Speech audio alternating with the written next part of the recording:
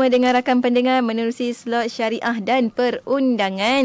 Dah kita war-warkan tidak kompon-kompon dan semua orang dah macam tertunggu-tunggu sebab tajuk yang agak menarik untuk sama-sama kita bincangkan pada hari ini berkenaan dengan awas sihir yang memisahkan. InsyaAllah bersama dengan dua orang tetamu di Konti IKIM dah pun bersedia untuk bersama dengan sahabat pendengar. Kita ada untuk bulan ini, sepanjang bulan November ni kita ada Puan Siti Samsiah Mak Supi, merupakan penyelidik kanan di Pusat Kajian Syariah Undang-Undang dan Politik Institut Kefahaman Islam Malaysia. Assalamualaikum. Waalaikumsalam warahmatullahi taala wabarakatuh. Rindu tak dengan Puan Samsiah? Mesti rindu kan?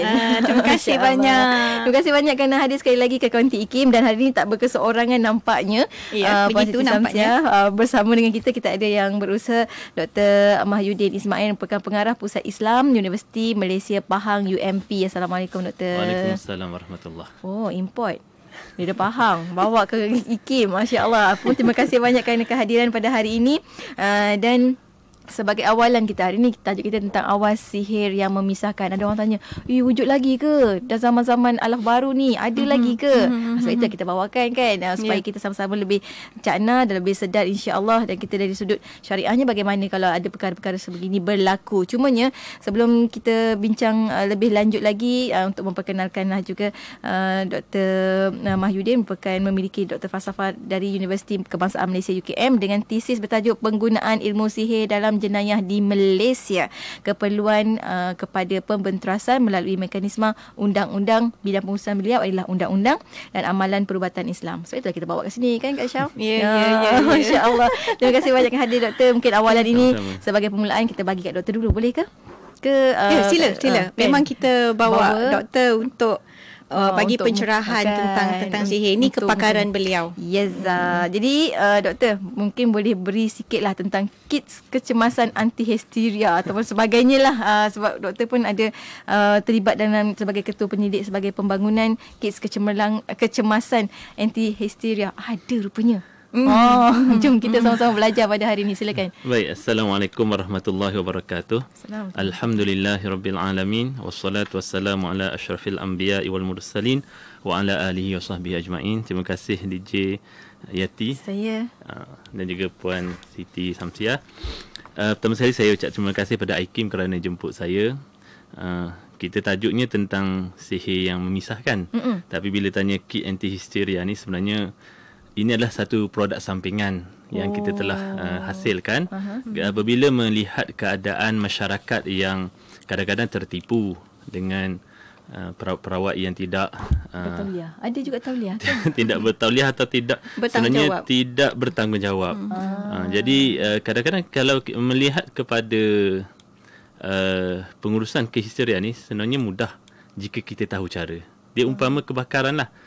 Bila berlaku kebakaran, kalau kita sudah biasa dilatih untuk menghadapi suasana kecemasan, kita sudah ada fire extinguisher dan sebagainya. Cuma nak tunggu kita latih saja. Kan, panik tak panik waktu panik tak panik. Kadang-kadang dalam kehistirian ni, kalau kes yang kita boleh settle 3 jam, gunakan kaedah pengurusan ini 30 minit, InsyaAllah boleh selesai. Itu mungkin kita bincang slot akan datang nanti. InsyaAllah. Itu kena berguru betul-betul tu. Kalau macam tu kan.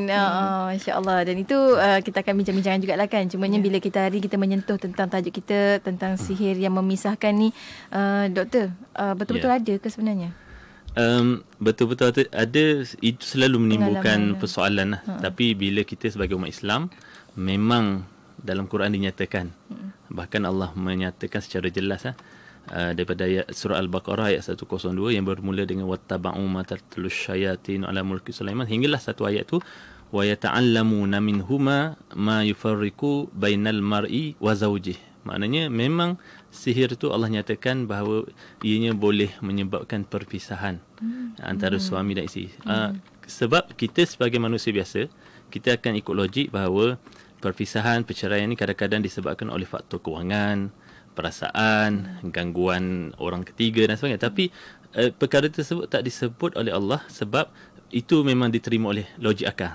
Tapi bila bab sihir ni, memang manusia akan bertanya, betul ke? Sebab itu Allah nyatakan dalam surah ayat tersebut, ada manusia yang belajar sihir kerana sihir ini boleh memisahkan. antara suami dan isteri. Dan saya ingat nanti kita pun akan tengok kes-kes Puan Siti pun banyak kaji kes-kes tersebut. Itulah sebabnya sebab kita nak kaitkan juga, sebab doktor pun memang kepakarannya tentang dikaitkan juga dengan undang-undang dan sebagainya, apa yang boleh diambil kalau berlaku perkara tersebut dalam institusi kekeluargaan kita kan. Kadang-kadang kita tak perasan, cuma bila kata tak perasan tu, macam mana nak bagi perasan apa simptom-simptomnya. Macam orang demam kita tahulah suhunya panas, mula rasa tak sedap badan dan sebagainya. Kalau macam kena sihir atau sebagainya, ataupun dihinggapi, boleh kata hinggapi makhluk halus, sebab halus kan katanya kan, hinggap. Macam mana doktor? Baik, untuk menentukan simptom-simptom ni, kalau kita tengok pada pusat-pusat rawatan memang banyaklah. Atau kadang-kadang kita terkeliru. Ada pesakit kadang-kadang dia buka laman web pusat rawatan ni, antaranya mimpi bayi pun sudah dikira sebagai sihir. Sebenarnya kita kena tengok banyak aspek lagi selain daripada satu aspek tersebut. Sebelum tu saya ingat saya nak bawa satu hadis di mana Nabi SAW pernah disihir. Nabi SAW pernah disihir, dan hadis ini diriwayatkan oleh Imam Bukhari dalam sahihnya. Kesan sihir kepada Nabi ni, yang menyihir Nabi ni namanya Labib bin Asam. Okey. Dan kesan kepada sihir ni, sehingga Nabi dikatakan dalam hadis tu, hatta kana yara annahu ya'ti nisa wala ya'tiha, sehingga Nabi melihat atau dikhayalkan melihat atau merasa dah balik ke rumah isterinya ataupun sudah bersama dengan isteri, sedangkan Nabi tak. Itu antara kesan yang jelas tentang sihir ini. Tapi dalam kes ini sebenarnya Labib bin Asam nak bunuh Nabi, tapi kesan yang paling ketara ialah berlaku gangguan pada rumah tangga. Biasanya orang yang terkena sihir, antara aspek yang kita akan tengok ialah rumah tangga. Selain daripada mimpi, kesan pada fizikal, kesan pada emosi, kesan kepada keluarga, kesan kepada kerjaya. Yang salah satu yang kita akan tengok ialah kesan kepada hubungan dengan pasangan. Sebab kalau ikut hadis ni, memang Nabi, antara yang terkesannya ialah Nabi rasa dah balik rumah isteri. Tapi sebenarnya Nabi tak balik. Dan kesan ini berlaku selama 40 hari sehinggalah datang malaikat memberitahu. Okey. Ya Allah, kan. Itu kisah kita bawa supaya kita lebih ada keyakinan kan, bila kita nak belajar sesuatu, kita mesti ada satu sandaran yang betul-betul kukuh itu. Pada simptom-simptom tadi doktor. Tak jawab lagi. Saya tak menjawab soalan, lupa. Antara simptom kita melalui kajian kami lakukan 2016 kami ada buat satu kajian di bawah ERGS grant, Exploratory Research Grant Scheme. Kami bangunkan satu instrumen pengukuran yang dipanggil GSP 48. GSP ni gangguan sihir perceraian. Bunyi dia macam teknikal je kan. 48 tu merujuk pada 48 soalan. Sebab kami base kepada bidang psikiatrik. Psikiatrik ni kadang-kadang mereka mengukur keseriusan sakit mental tu melalui penggunaan DAS-21. Depression, Anxiety, Stress Scale 21, ada 21 soalan. So kami gunakan itu sebagai satu benchmark. Kami kumpulkan simptom-simptom ni, lebih kurang ada 120 simptom lebih kurang. Jadi kami telah buat bengkel, kita telah sumasaran dengan pakar-pakar. Akhirnya yang terhasil sebanyak 48 soalan simptom. Dan simptom-simptom ni kita bagi kepada 8 domain. Antaranya ialah keadaan tidur. Ada tak dalam tidur tu mimpi apa-apa? Sebab dalam kisah Nabi SAW disihir ini, Nabi memang dalam keadaan nak tidur tu datang malaikat berdialog tentang perkara ni. Itu yang pertama, kena tengok dalam mimpinya apa yang dia mimpi. Kemudian dari sudut fizikalnya, tengok ada tak apa kesan-kesan pada fizikalnya. Kadang-kadang cerita lebam dan sebagainya, ataupun rasa bisa-bisa pada waktu tertentu. Yang ketiga pada aspek mental, ada tak gangguan pada pemikirannya, rasa buat tapi tak buat, ataupun terlalu jadi blur, jadi keliru. Ada satu kes tu nak pergi kerja, tak pergi kerja sebab pusing-pusing satu tempat tu, tak jumpa jalan masuk ke pejabat. Dia keliru jalan. Ya, di Putrajaya ada kes itu, memang dibawa oleh pihak berkuasa pada saya. Ini bukan alasan ni. Bukan alasan, sebab beliau adalah penerima anugerah pekerja cemerlang, APC. Bukan orang biasa. Macam mana APC boleh tak tahu jalan pergi office? Itu kalau memang asas dia memang kaki ponteng, kita boleh terima. Kan? Ini orang yang dapat APC. Kemudian lain pada emosi, ada tak emosinya yang kita kata tak boleh kontrol, sehingga kadang-kadang ada lafazkan cerai tanpa dia tak boleh nak kontrol, seolah ada sesuatu yang menguasai lidahnya. Dan yang kelima, kita akan tengok dari sudut kerjaya macam tadilah, ada tak gangguan pada kerjaya. Kemudian yang keenam, ada tak gangguan pada hubungan dengan pasangan, dan seterusnya. Jadi semua simptom-simptom ni kita kena kaji, tengok, barulah kita boleh katakan ini adalah simptom kena sihir, bukannya biasa-biasa. Sebab pengalaman saya, kalau 10 yang datang mengadu bahawa kena sihir, 2 je yang betul. 8 lagi tu anggapan, andaian, dengar cerita dan sebagainya. Mereka mungkin ada rasa simptom-simptom, tapi sebenarnya simptom-simptom tu hanyalah physically, secara perubatan je. Sebab tu saya ingat perubatan moden lebih advance, dan kita patut contohi perubatan moden kerana mereka kaji dari keseluruhan. Jangan, yang saya bimbang ialah kalau kita sebagai perawat Islam, kadang-kadang kita cepat menuduh seseorang tu terkena sihir, jadi sudah pasti ada penyihir. Jadi kita tak sepatutnya menuduh seseorang itu terkena sihir tanpa bukti-bukti. Kan, selagi tak dibuktikan sahih, janganlah mensahihkan benda tu. Betul. Kan, Masya-Allah. Puan Siti ada ni ke? Ada pengalaman ke macam mana? Nampak gayanya doktor dah borong semualah apa saya nak sebut. Cuma apa yang saya boleh tambah dekat sini kan, yang saya boleh nak sedikit ulas. Antara simptom yang tadi doktor sebutkan dan simptom yang Nabi SAW sendiri alami, itu kita boleh anggapkan sebagai halusinasi. Halusinasi ni sebenarnya, Yati, dia juga antara simptom bila seseorang tu dia mendapat tekanan mental. Antara simptom mendapat tekanan mental, halusinasi. Baik. Tetapi bila orang itu diganggu dengan sihir ataupun oleh makhluk halus kan, dia juga mempunyai kebarangkalian yang sangat besar mengalami halusinasi. Itu sebabnya kadang-kadang dia macam tadi pengalaman Nabi, dia rasa dia dah mengalami perkara tu, tapi rupa-rupanya dia tidak berada di alam realiti kan. Jadi di sini saya punya cadangan lah. Macam yang doktor sebutkan, kita jangan simply mengatakan bila kita dah ada beberapa simptom dah terus kita terus kita justify, aku ni kena gangguan sihir, lepas tu nak pergi tuduh mana-mana orang yang tertentu kan. Cumanya dalam hal ni, Yati, ada juga orang yang tidak mengaku, yang tidak boleh menerima bahawa kejadian gangguan sihir itu berlaku. Sebab saya pernah jumpa orang-orang begini, bila cakap tentang gangguan sihir, dia templak mana ada. Terus potong ya. Ini adalah perkara yang perlu diterima sebagai individu Islam yang beriman dengan perkara-perkara gaib. Bukannya kita nak tunduk pada dia, tapi kita perlu berwaspada. Perlu berwaspada dengan tentangan-tentangan, sama ada secara zahir ataupun secara gaib. Kan? Dan tadi memang ada banyak simptom yang berlaku, cumanya bila kita yang saya boleh bezakan, doktor ya, antara gangguan sihir dengan tekanan mental ni, Yati ya, gangguan sihir ni dia kadang-kala dia berlaku secara tiba-tiba. Rumah tangga yang aman damai itu tiba-tiba berlaku konflik, berlaku ketidakharmonian kan antara suami isteri. Maknanya kejanggalan yang berlaku itu perlu disiasat terlebih dahulu. Dan perkara ini, Yati, berlaku pada orang yang agak dekat dengan saya. Sebab kita tahu sahsiah suami isteri ni bagaimana kan. Tetapi bila si suami ini, dan sebenarnya ia adalah salah satu kes yang ada dalam rekod dalam mahkamah syariah ya, Yati ya. Si isteri ni mengadu dengan saya. Kita tahu sahsiah dia sebagai seorang guru agama, ya, suaminya juga adalah orang yang mendalami agama. Tetapi bagaimana boleh timbul keadaan si suami ni tadi melafazkan cerai tanpa sebarang alasan, tanpa sebarang punca. Kalau macam tu, apa jadi sebenarnya? Betul ke jatuh talak kalau macam tu kan? Betul. Jadi dan perkara ini mengakibatkan berlaku, tentulah berlaku ketegangan.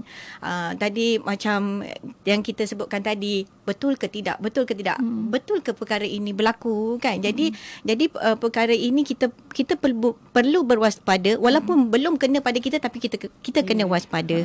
Kan, kena ada maklumat untuk tahu. Dan kalau benda ni berlaku dalam rumah tangga orang yang terdekat dengan kita kenal sebagainya, kalau kita bawa ke mahkamah syariah, suami dia sebulan tu telah menceraikan dia, jatuh talak ke disebabkan oleh masalah sihir ni, dan itu akan kita jawab selepas kita berhenti rehat seketika. Untuk anda kena sabar, tenang, insyaAllah kita ada solusinya insyaAllah.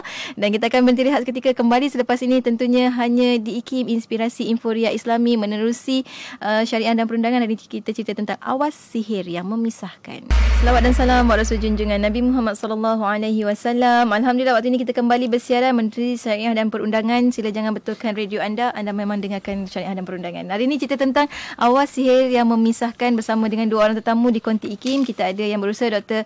Mahyudin Ismail, pengarah Pusat Islam UMP, dan juga kita ada Puan Siti Samsiah Mat Supim, merupakan pegawai pendidikan di Pusat Kajian Syarak IKIM.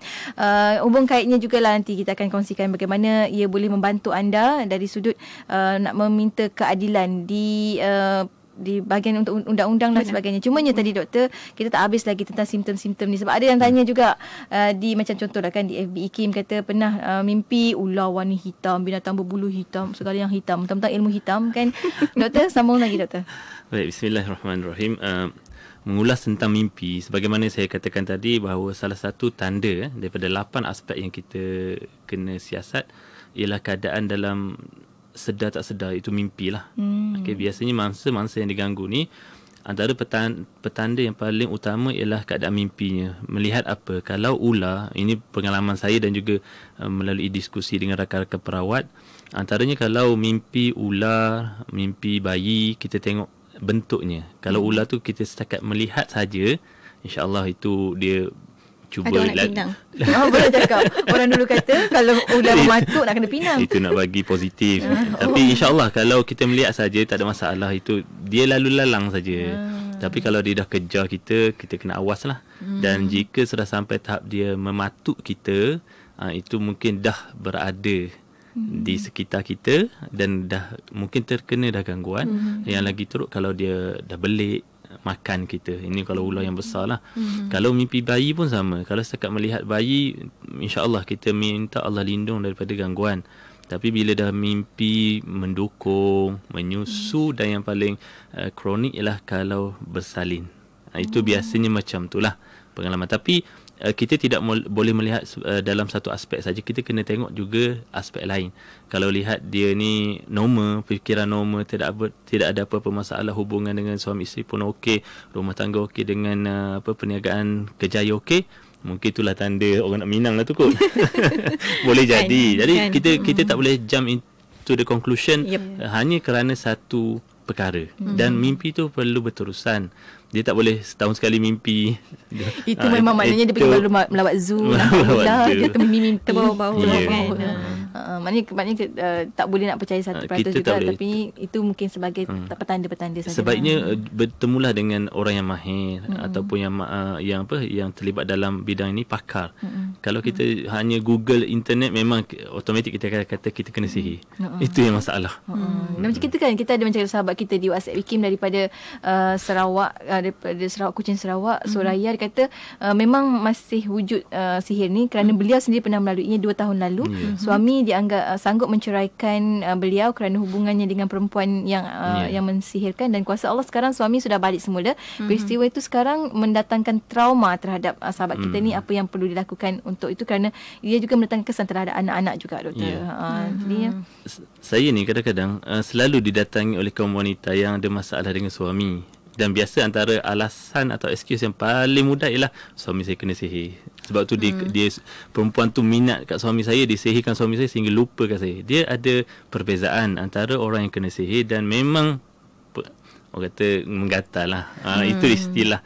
Tapi memang nature lelaki mana-mana yang normal macam tu lah. Cuma kita kena tengok, macam saya kata tadi, ada 8 aspek yang kita kena kaji.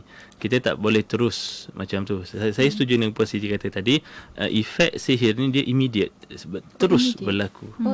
Dia maknanya kalau contoh satu kes yang saya pernah hadir ke mahkamah sebagai saksi, dia kata selepas saya minum air yang saya yang mungkin ada wanita yang dia minum sekali tu ada buat sesuatu, sehingga dia kata lepas saya minum air tu saya nampak wanita tu paling cantik dalam dunia, sehingga saya tak ada perasaan pada suami saya, isteri saya, dan kami bergaduh sampai kami nak bunuh lah, ambil pisau nak bunuh.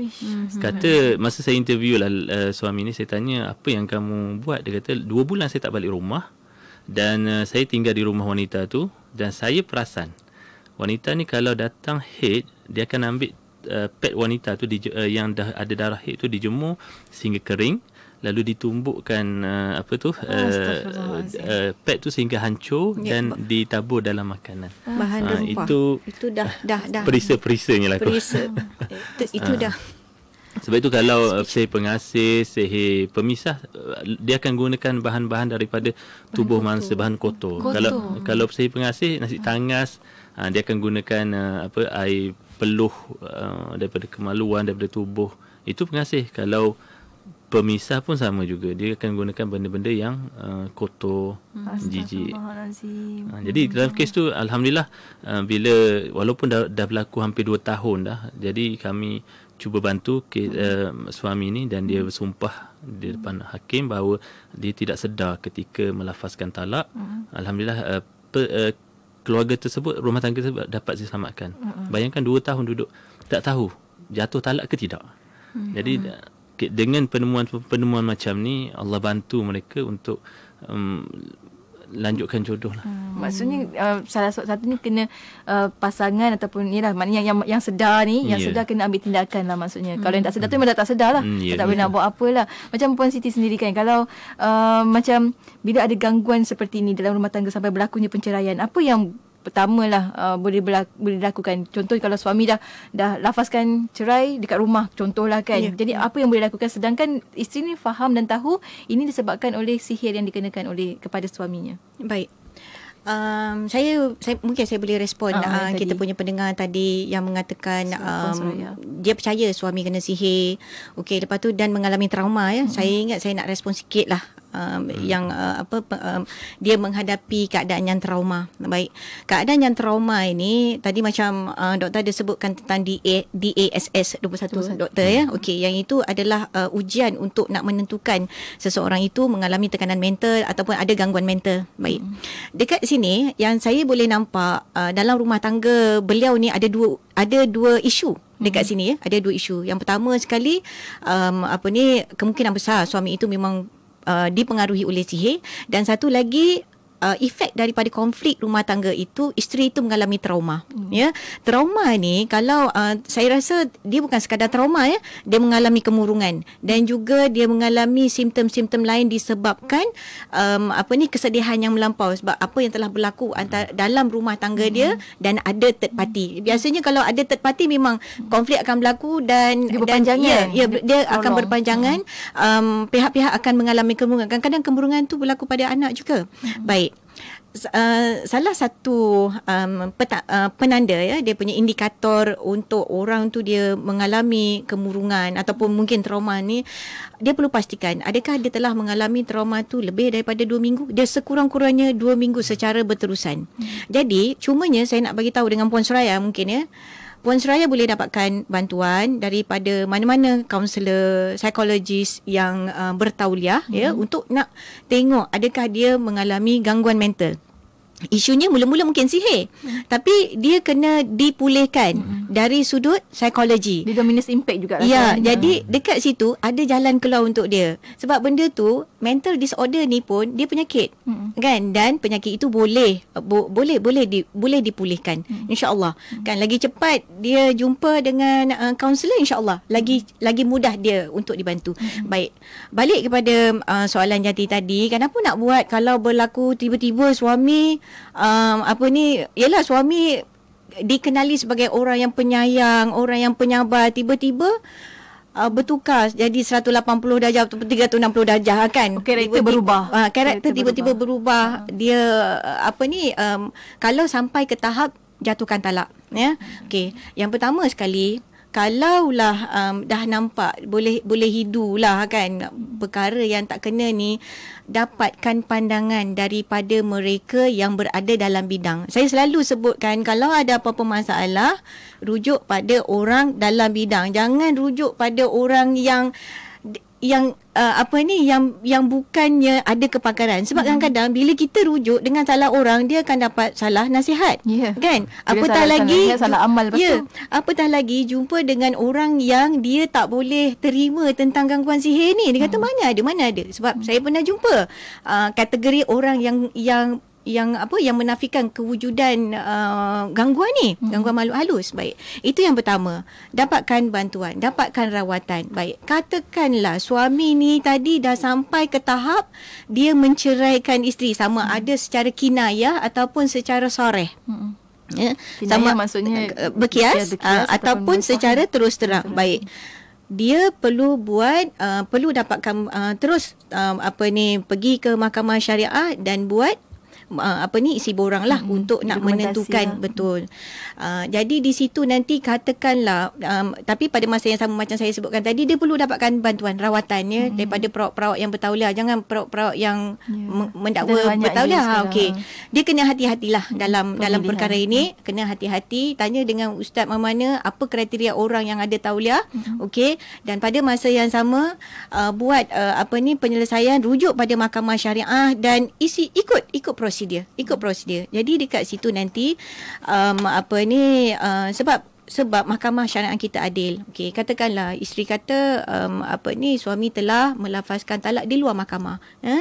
Jadi dekat situ nanti akan berlakulah perbicaraan dan pada masa yang sama suami juga diberi hak untuk mempertahankan dirinya. Jadi dekat situ beban bukti kepada suami untuk dia mempertahankan diri dia di hadapan hakim bahawa dia sebenarnya tidak berniat langsung untuk berpisah dengan suami. Tetapi dekat situ adalah prosedur yang tertentu. Hakim juga mungkin akan membuat penyiasatan yang tertentu dan mungkin ini adalah sebahagian yang doktor tadi sebutkan tadi, ada kajian yang dalam usaha mungkin membantu pihak mahkamah untuk menyelesai dan membantu pasangan-pasangan yang menjadi mangsa keadaan. Dua-dua tak bersalah tapi tiba-tiba menjadi mangsa keadaan. Masya Allah. Sebab kita pun ada kawan kita seorang lagi ni kata antara mangsa si pemisah rumah tangga juga yang mana suami dan dia dah berpisah dah, dan apa yang jadi sekarang adalah bila jauh je rindu, bila berjumpa memang gaduh kan. Dan sekarang ni suami pun dah ceraikan dia dan dah berkahwin dengan perempuan yang katanya Allahualam kan yang mensihirkan. Dan apa yang beliau berlaku pada beliau adalah beliau selalu juga mimpi dapat bayi dan menyusukan bayi, kerap sekali kata. Itu antara pengalaman sahabat kita ni. Jadi doktor, saya tertarik juga bila Puan Siti sebutkan tentang kena pergilah kepada orang-orang yang betul-betul ada tauliah, ialah yang boleh betul-betul boleh mengubat. Ada tak kriteria tertentu untuk kita pergi rujuk? Maknanya ustaz ke siapa-siapa pun, betul ke dia ni betul-betul boleh membantu kita? Baik, kriteria ni sebenarnya terdapat banyak usaha dah untuk kita tauliahkan ataupun kita kata CJ halal lah untuk perawat-perawat ini. Kan, ada usaha, ya betul. Namun begitu, usaha tersebut masih lagi kita tak nampak jalan lagi, kecuali jika Jabatan Agama Islam negeri sendiri yang mengeluarkan tauliah tersebut. Sebab kita lihat pusat rawatan yang ada di Malaysia ialah masing-masing memang kata kamilah yang Islamic atau syariah compliant. Ya betul. Sebahagiannya ya dan sebahagian lagi tidak. Okey. Jadi saya ingat jalan paling selamat ialah melalui pihak berkuasa. Dan saya tengok di Selangor pihak Jabatan Agama Islam Selangor baru-baru ni sudah mengeluarkan satu senarai 16 pusat rawatan Islam yang diiktiraf patuh syariah. Dan semalam pun saya ke Johor Bahru bertemu dengan pengarah Jabatan Agama Islam Johor, dan kita telah memperkenalkan satu produk yang kami hasilkan juga melalui kajian dinamakan iShifa. Yang mana iShifa ni adalah suatu instrumen untuk menapis sama ada pengamal itu syariah compliant atau tidak. Dia umpama CJ halal, dan alhamdulillah pengarah sangat positif tentang perkara ni.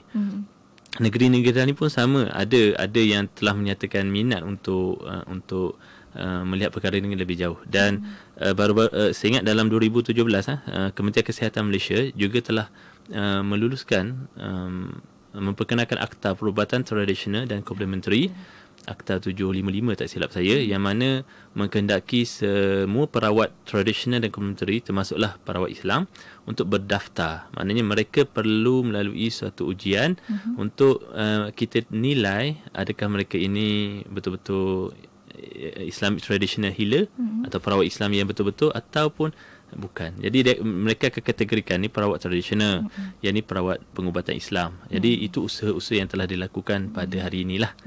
Jadi insya-Allah dengan cara tersebut kita lebih terjaminlah akidah kita, duit kita pun sama, sebab banyak kan perawat kadang-kadang kan, sama orang kata berhabis dah. Bisnes, satu bentuk bisnes sebenarnya. Ya Allah, tuanku, bisnes ke dah tapi sakit, duit habis, akidah tergadai, itu yang kita rasa. Akidah tergadai tu lagi berat sebenarnya, paling berat. Masya-Allah. Alhamdulillah hari ini kita dipertemukan bersama dengan Dr. Mahyudin. Insya-Allah kita akan kongsikan banyak lagi soalan daripada rakan-rakan kita pun banyak sebenarnya di WhatsApp IKIM, di FB dan sebagainya. Dan kita akan berdiri rehat sekali lagi untuk rakan-rakan pendengar, jangan ke mana-mana kerana selepas ni kita nak tahu kalau dah berlaku simptom macam tu, apa kita boleh buat sebenarnya. Kan simptom-simptom yang telah dinyatakan oleh doktor tadi, apa yang boleh kita lakukan supaya kita dapat menjaga, paling kurang menjaga rumah tangga kita daripada terus bercerai-berai. Dan insya-Allah kita akan kongsikan selepas kita berhenti rehat seketika. Teruskan bersama kami tentunya hanya di IKIM, Inspirasi Inforia Islami.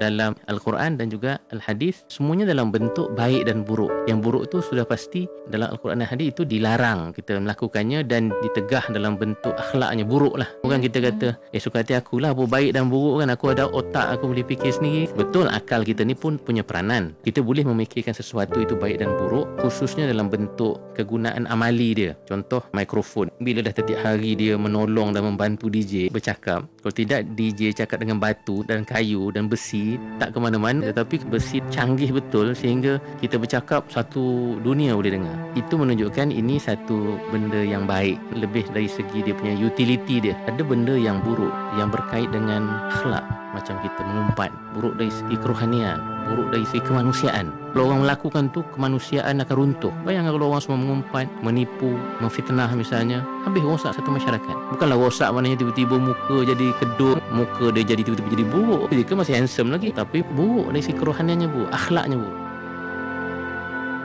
Dengarkan IKIM di Miri Sarawak 104.0 FM. Inspirasi Inforia Islami. IKIM, Inspirasi Inforia Islami. Alhamdulillah waktu ini kita kembali bersiaran menerusi segmen syariah dan perundangan. Di konti kita ada dua orang tetamu, Dr. Muhyiddin Ismail dan juga Puan Siti Samsiah, untuk berkongsi tentang tajuk kita, awas sihir yang memisahkan, yang memutuskan dan sebagainya lah kan. Dan Alhamdulillah hari ini kita bersama dengan dua orang tetamu ni, dan kita didatangi dengan macam-macam jenis soalan yang saya pun macam, ada ke? Betul ke? Wujud ke? Jadi ke macam ni? Ya Allah. Tapi itu kenyataan ya. Dan mereka dah merasai, mereka melalui. Contohnya kan sahabat kita ni, dia kata mangsa sihir pemisah telah pun berpisah hampir 1 tahun dah. Jenuh pergi berubat merata tempat, tapi juga jawapan yang diterima ada sama, disihir katanya. Masalahnya bekas suami masih tak puas hati dengan kejadian itu dan masih menyalahkan sahabat kita ni habis-habisan dan terus mengaibkan sahabat kita ni dan masih mengganggu. Jadi apa tindakan yang boleh dibuat dari sudut perundangan? Baik, dia mudah sahaja. Okey, betul, kadang-kadang kita tengok dia ada isu sihir dekat situ, tetapi kita ni sebagai makhluk sosial ni kita ada adab dan kita pun ada undang-undang kan. Jadi biarlah kita buat satu tindakan tu mengikut undang-undang. Dalam keadaan perkara gaib ini pun ada prosedur yang cuba dibangunkan supaya kita tak sekadar cakap ikut suka kita. Baik. Untuk persoalan ini Yati, bila telah berpisah, maknanya dah orang kata dah berpisah, maknanya dah tak ada kaitan dah. Iddah pun dah habis kan. Okey, apa yang boleh dilakukan oleh pihak isteri ni tadi, macam yang pernah kita bincangkan sebelum ini, ialah pihak bekas isteri ni dia boleh buat tindakan injunction macam yang pernah kita bincangkan.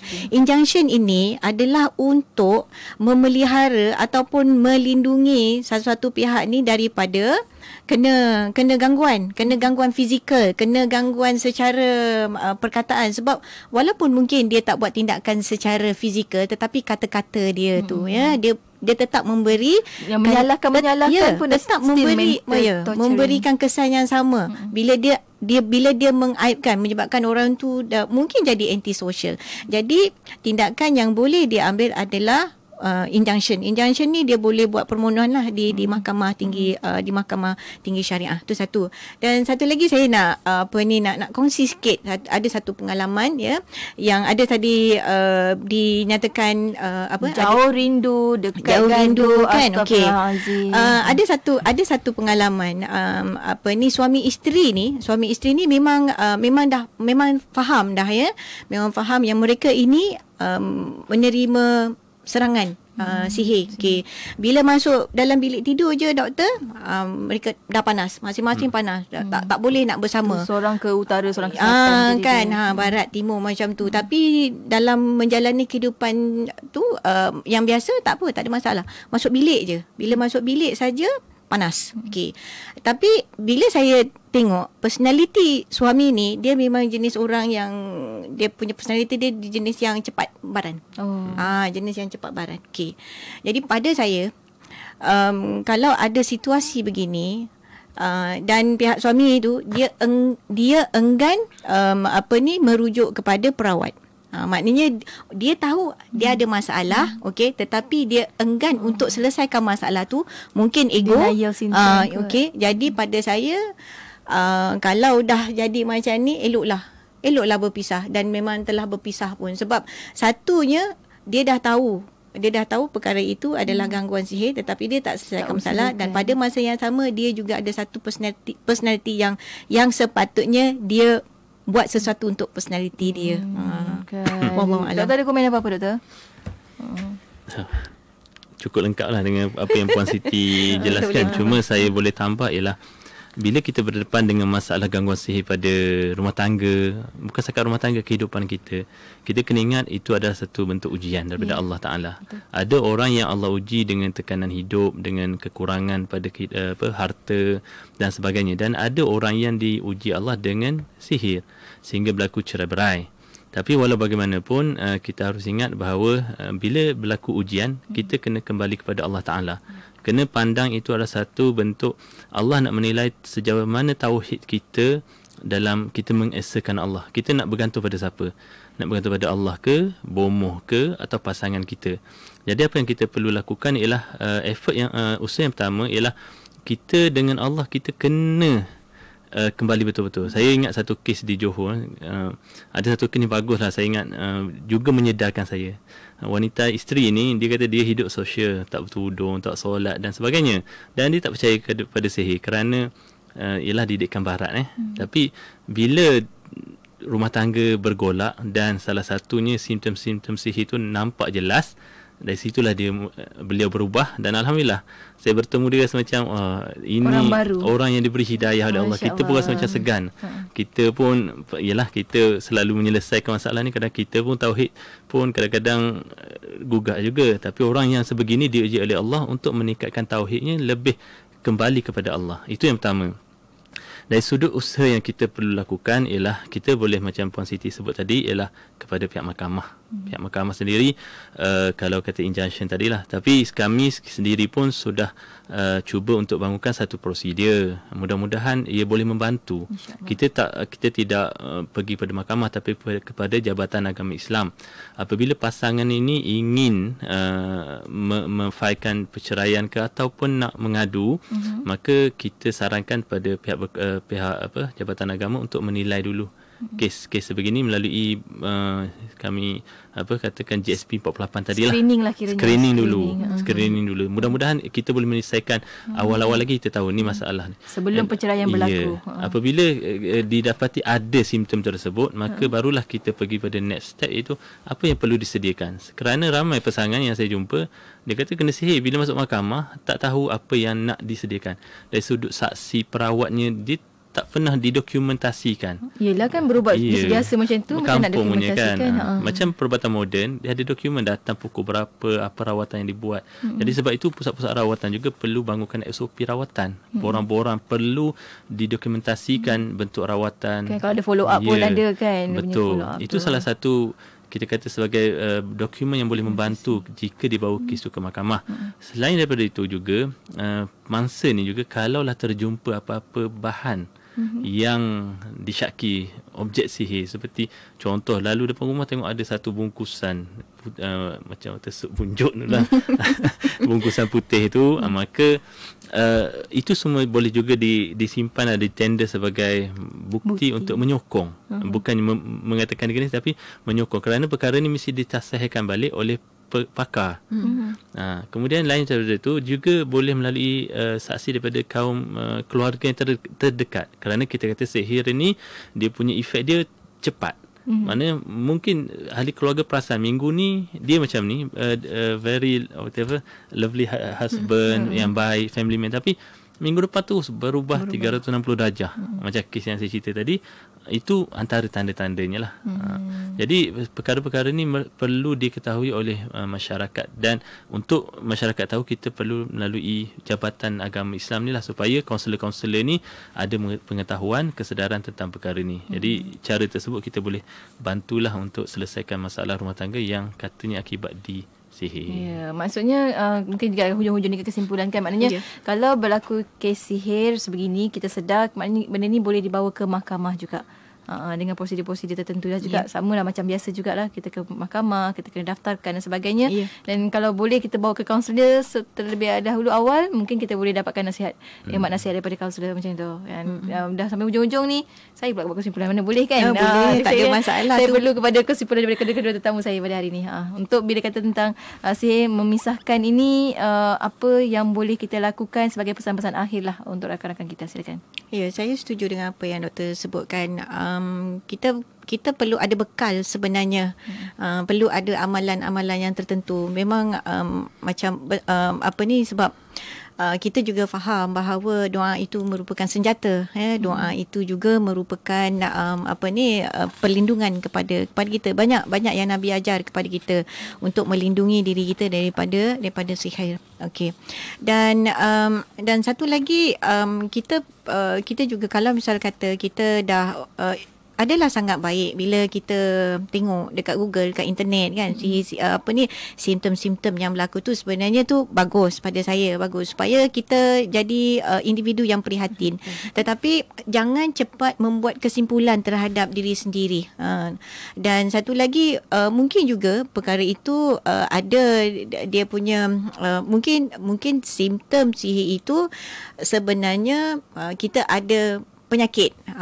Sebenarnya kita ada penyakit yang lain kan. Jadi apa yang perlu saya sebutkan dekat sini, keprihatinan itu perlu, tetapi kebijaksanaan dalam keprihatinan itu juga sangat perlu supaya kita mencapai penyelesaian yang tepat untuk masalah kita. Itu nasihat daripada saya. Doktor, hujung doktor, macam mana kita kena ada shield ataupun perisai kan untuk rumah tangga kita? Sebenarnya Nabi SAW telah banyak beri panduan kepada umatnya untuk amalan-amalan tertentu ni lah. Yang saya ingat antaranya ialah kalau yang biasa guru saya ajar, Tuan Guru Taji Jahid mengatakan amalkan ayat manzil.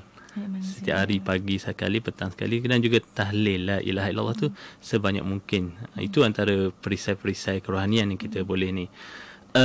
Cuma saya sentuh tentang perundangan tadi. Biasalah bila undang-undang perlu jelas dan hitam putih. Jadi tak boleh kita main agak-agak. Jadi sebab tu kalau nak bawa kes ke mahkamah, memang setakat ni mahkamah saya nampak Selangor memberi peluang mendengarlah. Ada setengah negeri tu menolak. Tapi sekiranya kita nak bawa juga, kita perlu ada bukti yang jelas. Jangan kita just dakwa tapi bukti tak ada, saksi tak ada, itu yang jadi susah. Kan macam kalau ada masalah mental pun kita ada sudut perundangan, ada melawat psikiatri dan sebagainya. Itu pun sebagai bukti kan. Betul, itulah sebagainya. Jadi saya fikir itulah isu ni, apa-apa kita kembalikan pada Allah Ta'ala, mintalah perlindungan, dan usaha kita di peringkat sebagai manusia kita kena usaha, tapi mesti macam Puan Siti kata, prihatin tapi dengan kebijaksanaan. Bijak tu maknanya kena pastikan fakta tu jelas. Ada bukti. Kena jadi orang yang bijak. Harapnya perbincangan kita pada kali ini juga menjadikan kita orang yang lebih bijak lagi dalam mengurus diri dan rumah tangga kita, insya-Allah. Sebab sihir ni memang wujud, dan bagaimana kita nak mengatasinya, bagaimana kita nak jadikan ia suatu perkara yang boleh, bukannya sihir itu membantu kita, tapinya ilmu pada hari ini membantu kita untuk kita menguruskan rumah tangga kita dengan lebih baik lagi, insya-Allah. Apapun untuk rakan-rakan pendengar, jangan lupa ada yang ramai tekun mendengar, tekun-tekunkan jugalah share butang, tekan butang share supaya lebih ramai lagi dapat manfaat daripada perkongsian kita pada hari ini. Saya ucapkan terima kasih banyak pada Dr. Muhyiddin. Sama-sama. Lain kali kita datang lagi ni kan, insya-Allah untuk perkongsian pada hari ini. Terima kasih banyak Puan Siti Samsiah juga. Minggu depan akan bersama kita lagi, insya-Allah. Ya, insya-Allah. Assalamualaikum kepada dua-duanya. Waalaikumsalam warahmatullahi Assalamualaikum warahmatullahi wabarakatuh. Dan untuk anda rakan pendengar, teruskan kesetiaan bersama kami tentunya hanya di IKIM Inspirasi Inforia Islami.